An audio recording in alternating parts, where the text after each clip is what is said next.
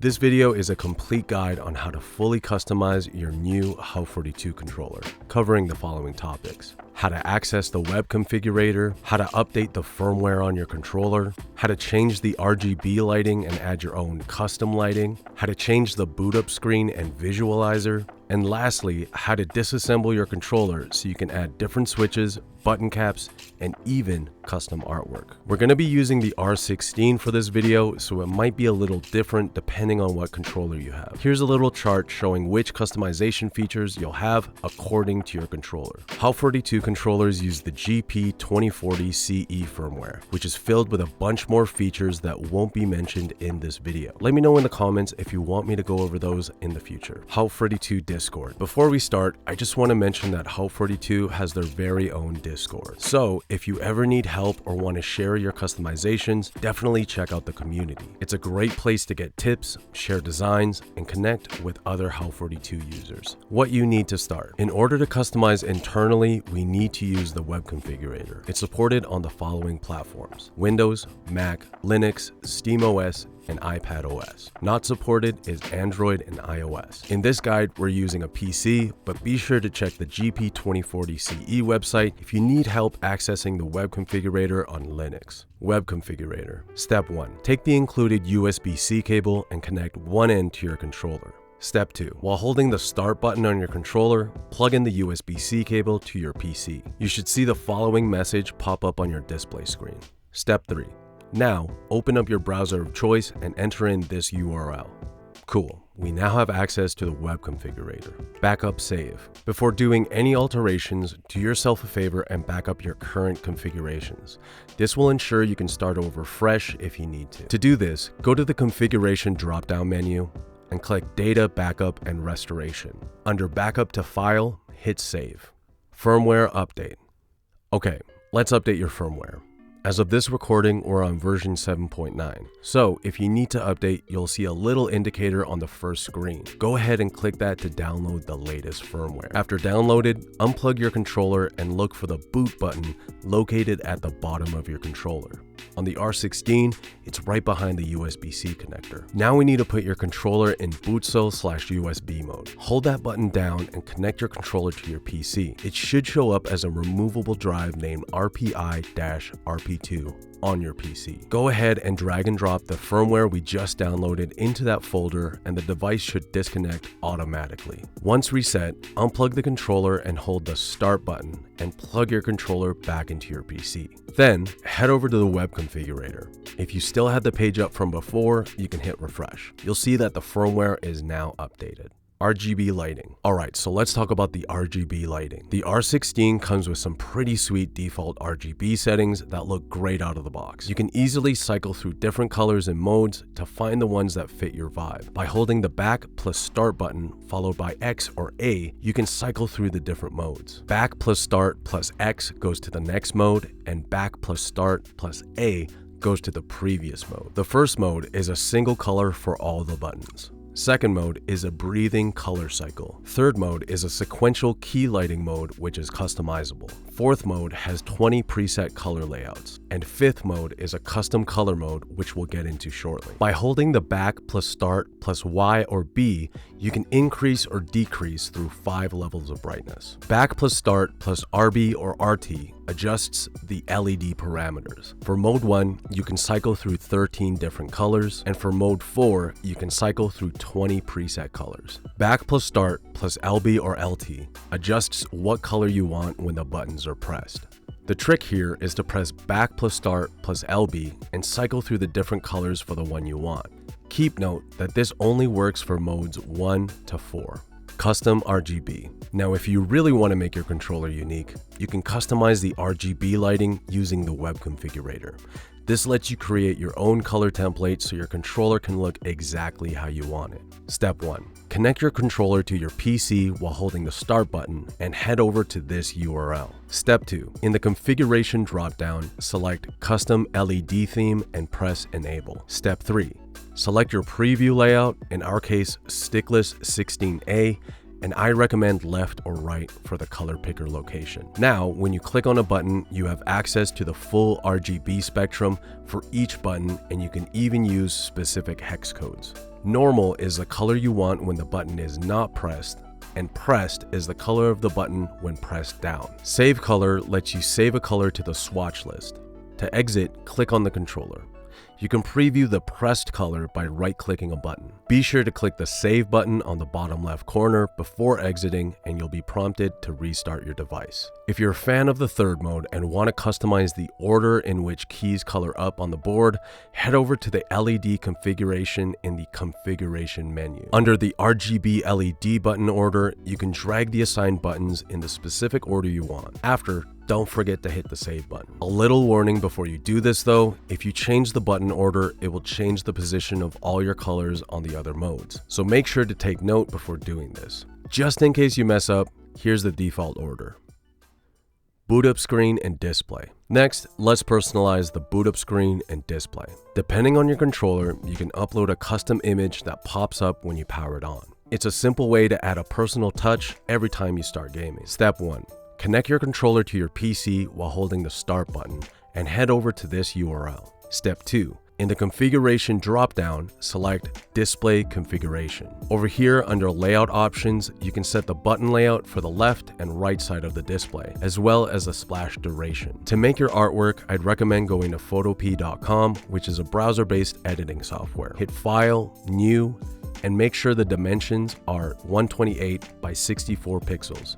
And hit Create. For this example, I'm going to be trying to make a Sakura boot up screen using her splash art from Street Fighter Alpha 3. It's a monochrome display, so I want to make sure the only colors we use are black and white. No shading gets seen on the display, so make sure to edit accordingly. If you're using a colored image, here are some tips. Open up your image of choice by clicking File, Open. Right now, you should have 2 tabs open, one blank and one with our image. On the top menu, go to Image, Adjustments, black and white. If you're looking for an outline, you can max out all the settings and the image should be outlined. Otherwise, play around with the settings until it looks good. Next, on the top menu, go to Image, Adjustments, Curves, or press Ctrl M. I like to adjust the contrast by using curves. The main thing we want to do is get rid of any shadows as they will not appear on the screen. After adding the finishing touches, we want to scale down our image. To do so, on the top menu, select Image, then go down to Image Size. A quick tip when resizing is to select Nearest Neighbor on this drop-down menu. It'll preserve the hard edges and pixels, which is what we want. For this example, I'm going to change the height to 70 so I have a little more room to play with. Next, select your image by clicking on the layer, go to Edit, Copy, or press Ctrl C. Click on the blank tab that we made earlier and press Edit, Paste, or Ctrl V. We can use this time to adjust how we want our image to appear on the screen. Once you're happy, go to File, Export as PNG. Name your file and click Save.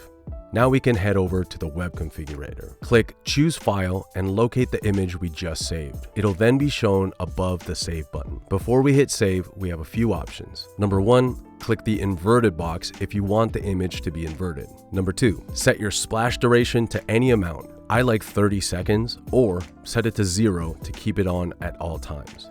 Number 3, when selecting your button layout, make sure to choose the same one for both left and right sides. Once you're happy, hit Save and you're good to go. Unplug your controller, plug it back in, and check out your new boot up screen. One thing I should note is it only supports still images, so unfortunately, no GIFs or slideshows. Although, that would be a pretty cool feature in the future. Disassembly.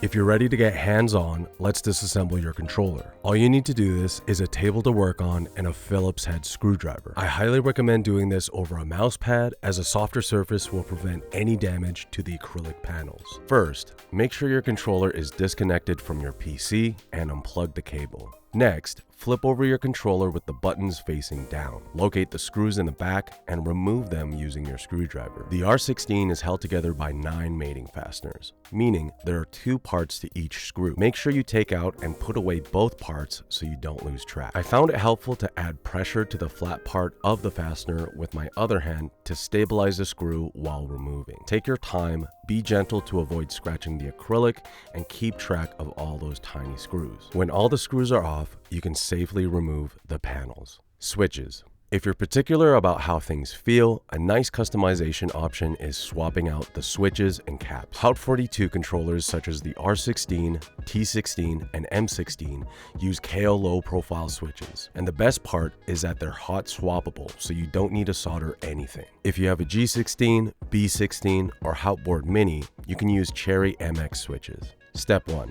Remove the acrylic top panel and place it on the side. Step 2. Gently take off the caps. A quick tip is to use your finger or a small tool to hold the switch in place while removing the cap. You can also use a keycap puller if you have one handy. Step 3. Using the included switch puller or a prying tool, pull out the existing switches. Step 4. Next, take your new switches, align the pins with the holes, and insert in place. You want to make sure to be careful while doing this, as you can accidentally bend the pins if inserted incorrectly.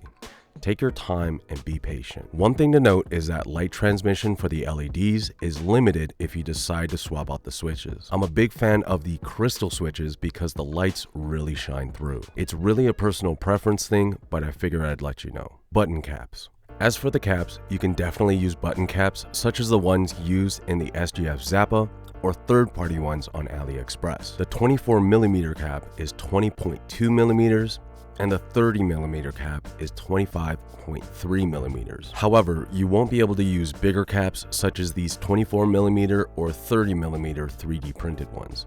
Thanks, Duncan. Installation is really easy. Just make sure to align the cross on the button cap with the cross on the switch and press it in place. You might need to add a little bit of pressure, but as always, be patient and take your time. Personally, although swapping the switches and caps was cool, I love the look and feel of the included transparent caps paired with the crystal switches, as the RGB lighting just really shines through. Custom artwork. One of the coolest features of Haute42 controllers is that you can make your own customizable artwork for the front and back of the controller. Haute42 provides templates on their Discord channel, so you can add your own graphics or designs. There are tons of ways you can customize your artwork, from stickers, vinyl, or homemade artwork. I have 3 examples I've made so far, which I'd like to share with you just to give you an idea of what's possible. Full disclosure, this process was really easy for me because I actually have a cutting machine at home. Now, I don't expect you to have one, but before you go ahead and start using a knife, try asking around, because chances are one of your friends' moms has one laying around. Example 1. Using a page from a magazine. So I wanted to try custom using a page from this Japanese Gunpla magazine I had. The cool thing is you can place the acrylic faceplate on top of the pages to give you a better idea on whether or not it's a good choice. Once you've selected your page, after removing it from the magazine, next step would be to load up the template on the cutting machine software, set your design, and watch it do its magic. After the artwork is cut out, all you gotta do is pop it on your controller. Pair this with some different button caps and some lighting, you got yourself a pretty cool custom. Example 2. DIY print. So the R16 is just a touch bigger than regular letter size paper, so we're gonna need to use a bigger size. For this example, we're using 8.5 by 14 inch size paper, or legal size paper. One of my favorite artists is Kinu Nishimura, so I decided to print out this really cool Sakura illustration they made. All I did for this was flip and resize the image over the template and position it where I want it. A big tip is to extend the artwork over the template so when it cuts, it doesn't leave any white edges. I'm using an old Canon printer, and with default settings, the print turned out pretty good. I would just make sure to print in full size and make sure you're good on ink. So this part is optional, but after printing, I decided I want to be a little extra, so I added a holographic overlay. They come in these little sheets, and you can grab a pack of these on Amazon for like 15 bucks. If you do decide to do this, make sure you secure your art on a mat or a table, otherwise it'll curl up. I used Scotch tape around the art and afterwards positioned the holographic overlay where I wanted it. If you're doing this, make sure to take your time, otherwise you might have some unwanted air bubbles. Think about it like putting a protective screen on your phone. Also, I highly recommend applying the overlay using a squeegee or a plastic card. With the artwork ready, we align it on the cutting mat sheet and make sure that it lines up properly. Really make sure the artwork is secure on the mat before cutting as well. If it moves around at all, you can try using tape just in case. After the cut is complete, we can remove our artwork from the cutting mat and pop it on the controller. I think this one turned out really nice, and it complements the custom LEDs and boot up screen we made earlier. Example 3.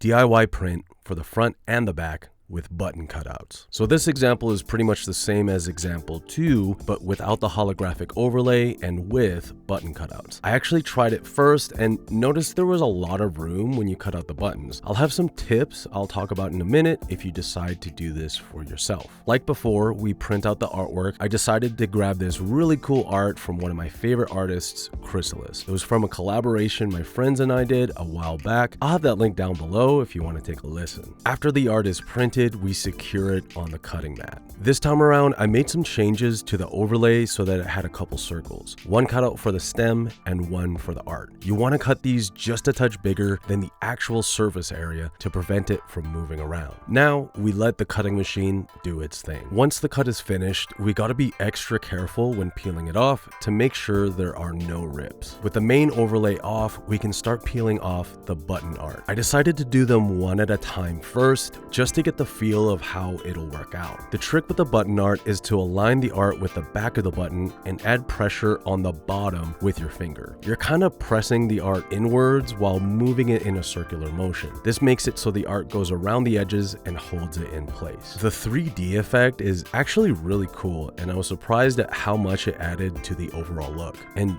don't worry if you mess up on the alignment. All you got to do is take the button cap off and rotate the art with a small tool or your finger. When all the buttons are done, we can then add the front panel. For the back artwork, I decided to use another piece by Chrysalis titled Vinyl Mary, which I actually have a tapestry of. As a collector of toys and figures myself, it's definitely one of my favorite artworks. Once again, we let the art bleed out a bit so we have lots of room for error. For the back art, there's really only the holes that you have to worry about, so you can definitely use this opportunity to showcase whatever you want. Maybe you can add some notes in the back or a move list. It's really up to you what you want to put on the back. After that's printed and cut, we can take off the back panel from our controller and place in our artwork. Keep note that the back panel has a frosted finish instead of a transparent one, so the artwork will look a little foggier. Also, if you added the rubber pads, depending on the position of them, it might get in the way of some parts on the art. If anything, I think adding back art is really cool, but definitely optional. Keep in mind, no one's really going to notice except you.